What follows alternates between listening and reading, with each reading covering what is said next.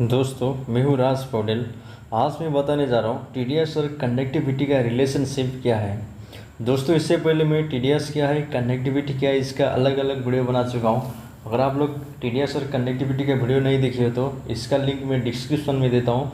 आप लोग पहले टीडीएस और कनेक्टिविटी का वीडियो देख लीजिएगा, उसके बाद टीडीएस और कनेक्टिविटी का रिलेशनशिप क्या है ये वीडियो देखिएगा तो तभी आप लोग को अच्छा से समझ में आ जाएगा। ठीक है दोस्तों, इस वीडियो को मैं शुरू करता हूँ। और वीडियो शुरू करने से पहले आप लोग से एक रिक्वेस्ट है, अगर अब तक आप मेरा चैनल को सब्सक्राइब नहीं किए तो चैनल को सब्सक्राइब करके आप लोग मेरे साथ में जुड़ सकते हो, क्योंकि मैं पावर प्लांट से रिलेटेड अच्छा वीडियो बनाने का कोशिश करता हूँ, ऑपरेशन और मेंटेनेंस संबंधित। ठीक है, इस वीडियो को शुरू करते हैं। हम लोग सबसे पहले समझेंगे टीडीएस और कनेक्टिविटी का रिलेशनशिप में बेसिक चीज़ मैं बताना चाहता हूँ कि टीडीएस क्या होता है। दोस्तों टीडीएस का मतलब क्या है, इससे पहले मैं बता चुका हूँ, फिर भी मैं बताता हूँ। पानी में घुला हुआ सभी चीज़ों या पानी में घुला हुआ टोटल जितना भी पदार्थ है उसको टीडीएस कहते हैं। इसमें क्या क्या आता है दोस्तों, Salt, calcium, magnesium, potassium, sodium, carbonate, chloride आदि आता है। टीडीएस का मतलब होता है पूर्णतः, मतलब पूर्ण रूप में घुले हुए ठोस पदार्थ। टीडीएस पानी में घुले हुए सभी धातु और अकार्बनिक या कार्बनिक ठोस पदार्थ का माप है। जैसे कि दोस्तों calcium, magnesium, potassium, sodium, chloride और फॉस्फेट आदि पाया जाता है। कुछ मात्रा में कार्बोनेट पदार्थ भी पाया जाता है। दोस्तों क्या था, टीडीएस था। टीडीएस के लिए सेपरेट वीडियो आप लोग देख सकते हैं। कंडक्टिविटी के बारे में देख लेंगे। कंडक्टिविटी पानी में घुलित पदार्थ को विद्युत धारा का संचालन करने की पानी का क्षमता का माप है। ये पानी में घुले हुए आयन की उपस्थिति से प्रभावित होती है। घुले हुए आयन जैसे सल्ट्स, मिनरल्स, मेटल्स आदि कारण एक क्या है दोस्तों, कंडक्टिविटी होता है ये सब। इसीलिए कंडक्टिविटी पानी में घुले हुए ठोस पदार्थ टीडीएस के समग्र स्तर का संकेत देता है। कंडक्टिविटी भी क्या है दोस्तों, अभी टीडीएस ही है एक हिसाब से, कि जो डिजल्व सॉलिड था जिसमें करंट फ्लो करने का कैपेसिटी है उसी को क्या कहते हैं, कंडक्टिविटी कहते हैं। कंडक्टिविटी भी देखा जाएगा तो टीडीएस का अंतर ही आता है।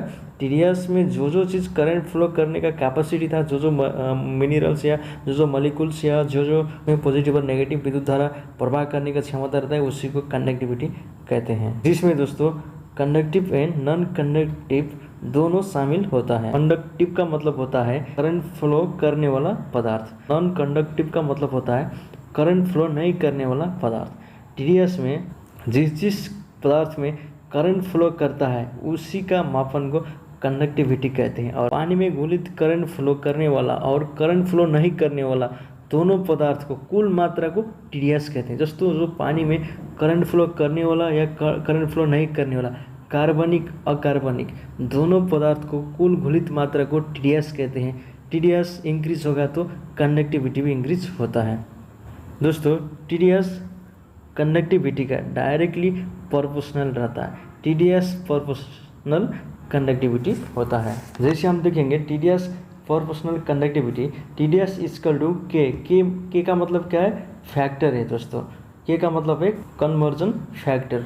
TDS equal to conversion factor into conductivity होता है। दोस्तों जो फैक्टर है, फैक्टर का वैल्यू क्या रहता है, के इक्वल टू 0.50 से लेके 0.75 तक इसका रेंज रहता है।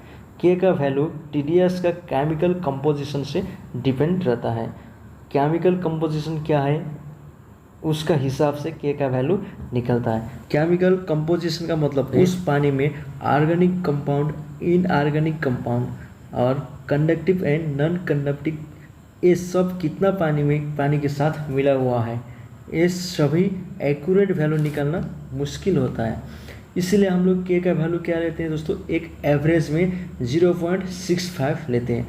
अब यहाँ हम लोग देखेंगे टीडीएस इक्वल टू के का एवरेज वैल्यू कितना है, 0.65 इंटू कंडक्टिविटी होता है। के फैक्टर वाटर का टीडीएस का हिसाब से उसका वैल्यू कम या ज़्यादा हो सकता है। दोस्तों जो फैक्टर वैल्यू है के का ए, जो के का फैक्टर वैल्यू अगर वाटर का टीडीएस बढ़ेगा या घटेगा उसी का हिस्से से हम लोग फैक्टर वैल्यू रखते हैं। नॉर्मली देखेंगे तो दोस्तों वाटर का टीडीएस 1000 ppm से ज़्यादा हो तो हम लोग 0.65 से ज़्यादा फैक्टर रखते हैं। अगर वाटर का टीडीएस 1000 से कम है तो फैक्टर 0.65 से थोड़ा नीचे रखते हैं। लेकिन मैं कुछ आप लोग को एक वैल्यू बताना चाहता हूँ कि जिसमें फैक्टर वैल्यू कितना रहता है टीडीएस का हिसाब से। दोस्तों कितना कंडक्टिविटी का पानी में व कितना TDS के पानी में फैक्टर का वैल्यू कितना रहता है। इसके लिए एक मैं आप लोग को टेबल देता हूँ। इस हिसाब से हम लोग फैक्टर का वैल्यू डालते हैं 0.50, 0.55, 0.67 जितना डालना है उस हिसाब से हम लोग डालते हैं। परमिट वाटर का कंडक्टिविटी 0 से लेके 300 माइक्रोसीमेंस से है तो इसका के का वैल्यू रहेगा 0.50। ब्रैकिश वाटर का कंडक्टिविटी 300 से 400 रहेगा तो उसका के का वैल्यू रहेगा 0.55। अगर यह ब्रैकिश वाटर का कंडक्टिविटी 4000 से 20000 माइक्रोसीमेंस पे रहेगा तो उसमें हम लोग 0.6 फैक्टर का वैल्यू डालते हैं। फैक्टर मतलब क्या था, के था। सी वाटर का कंडक्टिविटी 40,000 से 60,000 का बीच में रहेगा तो उसका के का वैल्यू रहता है 0.70।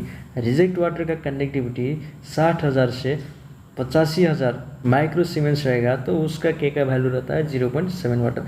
दोस्तों सी वाटर कंडक्टिविटी के लिए या इलेक्ट्रिकल करंट फ्लो के लिए अच्छा कंडक्टर के रूप में माना जाता है। हम लोग दोस्तों इसमें कैलकुलेट करके देखेंगे कि यहाँ पर सी वाटर का TDS निकाल के देखते हैं कितना आ रहा है। अगर मान लीजिए दोस्तों सी वाटर का कंडक्टिविटी 45,000 है तो हम लोग इसको कैलकुलेट करके देखेंगे। TDS इक्वल टू के इंटू कंडक्टिविटी रहता है। TDS इक्वल टू के का वैल्यू हम लोग यहाँ लेंगे। अगर 4500 है तो यहाँ पर 0. कितना लेंगे दोस्तों, 70 लेंगे। TDS इक्वल टू के का वैल्यू आया 0.70 इंटू क्या आया दोस्तों, कंडक्टिविटी कितना है 4500 है। TDS इक्वल टू गुना करके देख रहे हैं तो 31500 ppm आ रहा है। TDS इक्वल टू 31500 ppm रहेगा। अगर दोस्तों हम लोग पानी में कंडक्टिविटी 0 कर देंगे तो उस पदार्थ में करंट का फ्लो नहीं होगा। फैक्टर वैल्यू पानी में घुला हुआ मिनरल्स सॉल्ट्स के प्रकार पर निर्भर करता है। यदि वास्तविक फैक्टर वैल्यू पता नहीं है तो हम लोग क्या करते हैं दोस्तों, 0.65 हम लोग नॉर्मली यूज़ करते हैं। जैसे कि दोस्तों मान लीजिए TDS 50 ppm है तो मेरा TDS equal to 0.65 into conductivity करके भी हम लोग कैलकुलेट करके देखते हैं। सामुद्रिक वाटर का TDS 20,000 ppm से भी ज़्यादा रहता है। खारा पानी का TDS हाई रहता है दोस्तों। इसीलिए हम लोग क्या करते हैं दोस्तों, उसका TDS निकालने के लिए उसमें फैक्टर का वैल्यू डालते हैं 0.70। ठीक है दोस्तों, ये वीडियो आप लोग को समझ में आ गया होगा कि TDS और कंडक्टिविटी का रिलेशनशिप क्या है। अगर दोस्तों TDS बढ़ेगा तो मेरा कंडक्टिविटी भी बढ़ेगा, लेकिन दोस्तों हमेशा TDS कंडक्टिविटी से कम रहता है और कंडक्टिविटी TDS से ज़्यादा ही रहता है। ये वीडियो आप लोग को कैसे लगा? अगर वीडियो अच्छा लगा है तो चैनल को लाइक, कमेंट, शेयर, सब्सक्राइब कीजिएगा।